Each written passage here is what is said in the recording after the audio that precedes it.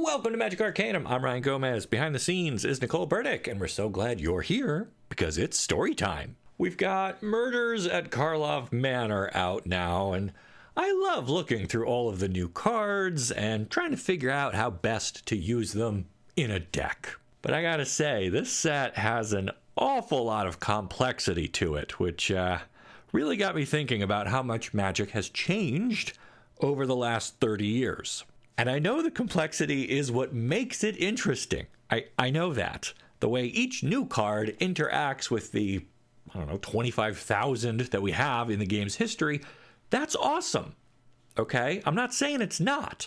However, I am sure I am not alone in my belief that we have maybe, just maybe, strayed a little bit from Magic as Dr. Richard Garfield intended.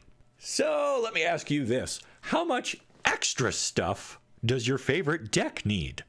Because as I look at my collection as of late, I cannot help but notice just how many outside things I need to support my cards. The light bulb really went on for me when I thought back to one of my favorite all-time experiences playing a pauper deck built around this guy, Grey Merchant of Asphodel from Theros. The idea was simple. Build up a board with a sizable devotion to black, and then, you drop your Gary and dome your opponent for 6 to 10 life. And mind you, this is pauper, so it's all commons. Chittering Rats here was a great way to add devotion and slow my opponent down a turn, and then Phyrexian Rager would come in to help me dig through my deck a little bit faster while leaving behind a reasonable body. Then we have the Witches. Don't ask me how to pronounce it. They also gave me 2 black pips and were great at keeping fairies and goblins and other small bodies in check. Gurmag Angler was often a very cheap 5/5 because I would fill the graveyard with removal spells and then just delve them away to power out this zombie fish. Sign in Blood was another key card, and since I was going to be gaining a ton of life with my Gary, eventually, I could play pretty fast and loose with my own life total.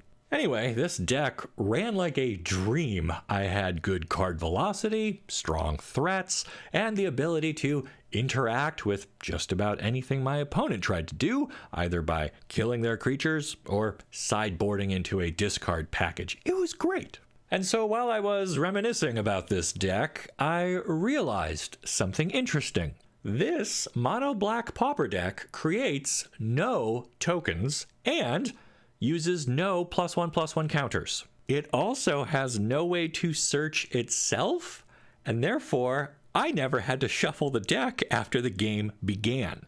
This was peak elegance in a card game that has become oversaturated by extras and add-ons. I mean, it didn't make food tokens, treasure tokens, blood tokens, clue tokens, power stone tokens, or map tokens, or even zombie tokens. It didn't make +1/+1 counters, oil counters, shield counters, finality counters, stun counters, poison counters, or energy counters. I never had to search the deck, shuffle the deck, or transform a single card in the deck. I didn't venture into a dungeon. I didn't make myself into a monarch. I didn't grant myself a city's blessing, and I never asked anyone to bear the ring. I just played good cards and used them to kill my opponent, and I've been chasing that high for 5 years. When I compare this deck to anything in Standard today, it becomes really transparent how much extra stuff we have become accustomed to having on hand just to play the game. And yes, okay, I know you don't need every matching type of token, and you should always have some dice on hand anyway. I get that. But for me, piloting this mono black deck was a vastly different experience because I feel like I really got to focus on playing the game rather than the minutia of juggling all of these fiddly little extra bits.